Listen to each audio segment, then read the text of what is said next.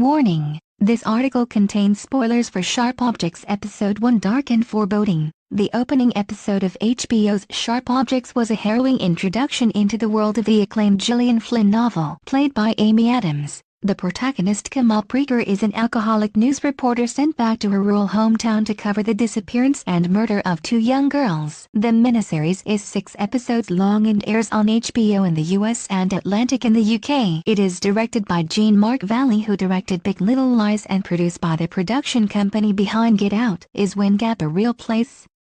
Sharp Objects Episode 1 Recap. The first episode of Sharp Objects set up the world of Camille Preker. It opens with a nostalgic flashback to a young Camille, played by Sophia Lillis, and her sister Marion, Lulu Wilson, roller skating in their hometown, Wind Gap. As children, they sneak past their mother Adora, Patricia Clarkson, and back into the house, but then the viewer is shown modern features such as an Obama poster, and it is revealed that it is no longer a flashback but a dream as the girls enter the room of a sleeping adult Camille. Her younger self starts to poke her with a paper clip before she jolts awake. The transitions between the present and flashbacks are subtle and at once jarring when Camille snaps back from her memories. How many episodes are in the Sharp Objects?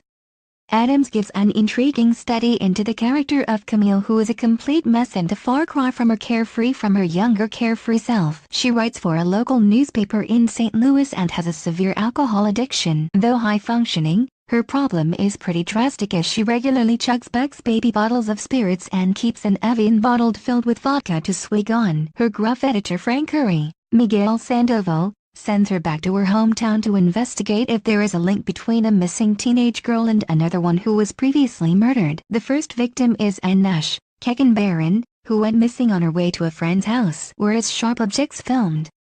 Her body was found hung up on a clothesline by a group of hunters. The second victim, Natalie Keene, Jessica Tresca, has only recently vanished and there is a search party taking place.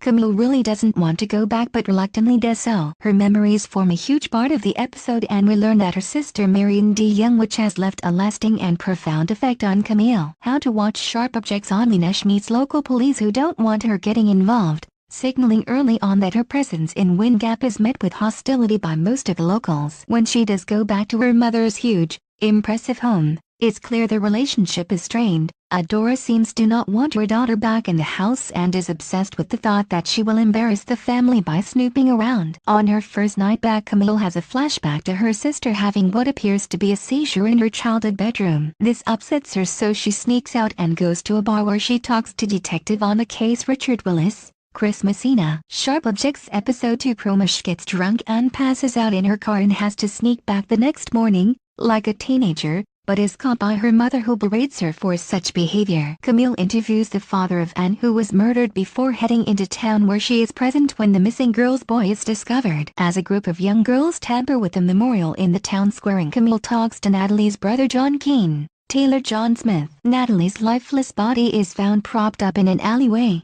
her teeth all missing. Camille has to give a statement in the police station where Detective Willis brings her a bottle of whiskey. Who is in the cast of Sharp Objects? She gets back home only to realize that her other half-sister Emma, Eliza Scanlon, is actually the ringleader of the teenage girls she encountered twice already. Only now she's dressed in her Sunday best and on her best behavior for Adora. Emma reminds Camille that Marion's room is left like a shrine, and upon taking a look, Camille is transported back to her sister's funeral, in which she had to be forcibly removed when she frantically tried to wipe the makeup of her dead sister's face in the coffin. The circumstances surrounding Marion's death are still unclear. How many episodes are in Sharp Objects on HBO? The episode ends with Camille taking a bath in her childhood room. As her body comes into focus, it becomes clear that her body is covered in scars that spell out words. Self-harm scars cover her entire body, and one that spells out the word Vanish is prominent just before the credits roll. Sharp Objects airs Atlantic on Monday nights at 9 p.m.